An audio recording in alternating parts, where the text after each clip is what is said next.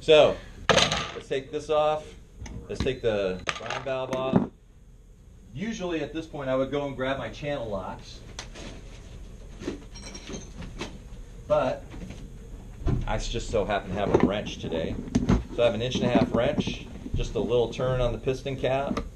The piston is held in place by a threaded cap. So that's the internals. So you have a piston inside, polymer piston, and then seal and spacer cartridge. All integral. And it doesn't matter which way it goes in, it's the same both ways, okay? The piston, there's 3 different pistons. They're indicated with an ink dot on the edge of the piston. So it's white, yellow, and blue. So white is a downflow softener, yellow is a filter piston, and blue is an upflow softener. But the main thing is you don't necessarily have to dig it all apart to find out what's inside. There's an indication on the outside that'll let you know, okay?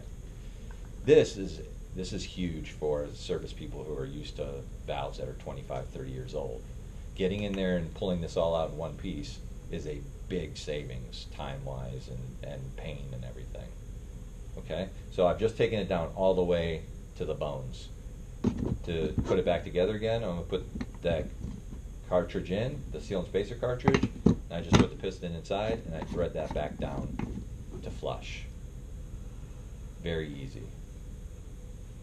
And then I put it all back together again. I'm going to hand these around for now just so you guys get an idea. Now this has silicone grease on it. So this is what it looks like. And I'll put it up here if you want to take a look at it. So that's a 5812 valve. I took it apart essentially with a flat tip screwdriver and a channel locks. And it took me, even with all the questions and answers and everything, even going through it the way we did, and once I put this back together again, my guess is that it still would take less time than, say, a 25 or 30-year-old valve, one of those brass body valves that are still out there. International filter. Any questions? So this valve, what it does is it goes through those sequence steps and makes that system work. That's what the function of this valve does. It does not treat the water. What's in that tank treats the water, but it makes that system run better, longer. That's what we're trying to do. And it's just so visual. It's just so easier for a homeowner to understand the system.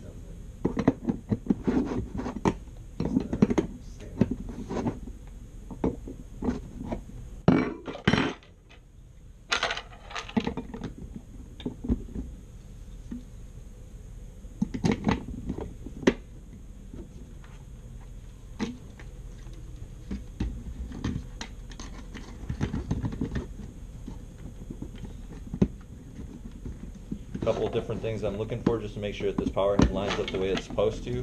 Just want to make sure that everything's at the proper level so that the piston rod lines up with the knob that makes the piston run through cycle steps. What? I'm glad you're so considerate. And what color does the bezel come in? Anybody? Blue, black, and then environmental gray. That's the cover for outside?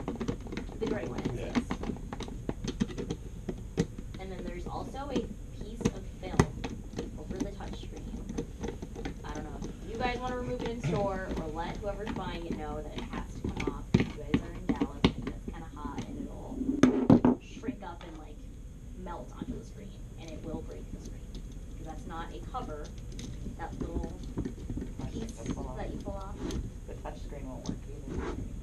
It'll work. It will work. Not when it melts into the screen though. Is the touchscreen plastic or glass? It's a pressure touch plastic. It's a polycarbonate plastic. There you go. I just put it back together again. That's pretty quick. Go through the formatting screens. I'm going to cycle this down just to make sure.